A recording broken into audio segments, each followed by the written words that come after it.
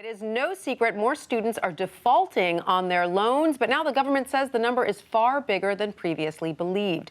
New analysis shows at more than 1,000 trade schools and colleges, at least half the students defaulted or failed to pay down even $1 on their debt within 7 years. Here with the daunting figures is Wall Street Journal reporter Andrea Fuller. Andrea, thanks so much for being with us. Thanks for having me, Tanya. How did this come to light, and how many schools are affected by the revised numbers?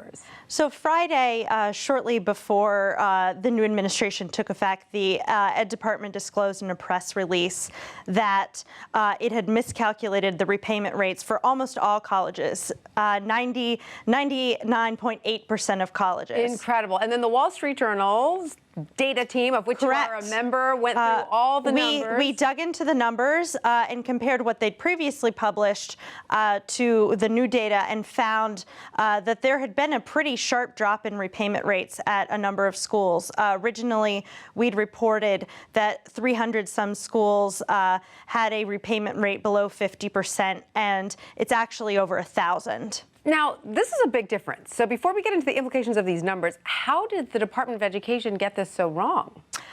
They're saying it's a technical programming error. What that means isn't really clear.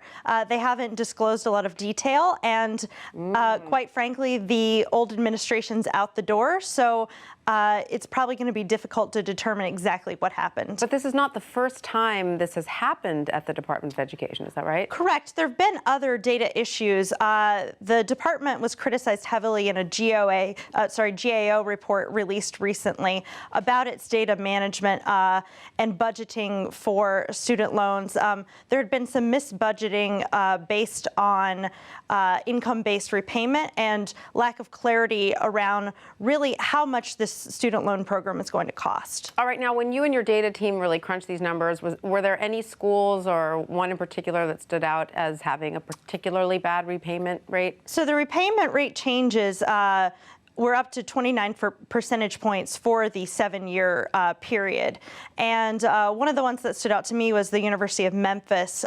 Some of the others with large changes were tiny for-profit colleges, but the University of Memphis is a very large, reputable public school, and it went from having a 67% repayment rate to a 47% repayment rate. Wow, and has the school responded to that? The school said it was shocked at these numbers and said it was going to challenge them, but the Ed Department has said that they have vetted these several times and that their new figures are definitely correct. Now, these are pretty devastating numbers. Can we expect to see some policy changes as the result of this? Well, it's very interesting, actually. In Washington, there's increasing talk about making repayment rates, schools accountable for low repayment rates. It's called skin in the game, right. Basically, to make schools more accountable for low outcomes for their students. Is that more specifically for certain for-profit trade schools, or that could be across the board? So under the Obama administration,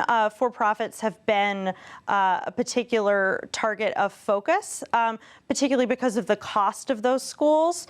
However, I think that there's concern among others in Washington that there are troubling patterns at other types of schools as well. Andrea Fuller, thank you so much for all your work digging deep into the numbers there. Thanks so much.